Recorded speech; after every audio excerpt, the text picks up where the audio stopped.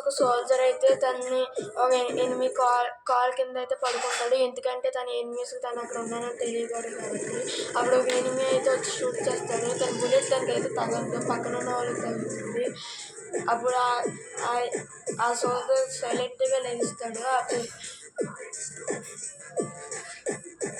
అప్పుడు తన ఫ్రెండ్ కూడా సైలెంట్గా లెగిస్తాడు. అప్పుడు ఎనిమి వాళ్ళ కమాండర్ స్నానం చేస్తాకైతే వెళ్తే వాళ్ళైతే చూస్తారు. ఎప్పుడైతే బాంబు అయితే పేలుతుందో అప్పుడే షూట్ చేయంటారు. ఇది అలాగే ఓకే అంటాడు. అప్పుడు గన్ అయితే అక్కడ పెడతాడు. సడన్గా అయితే బాంబు పేలుతుంది.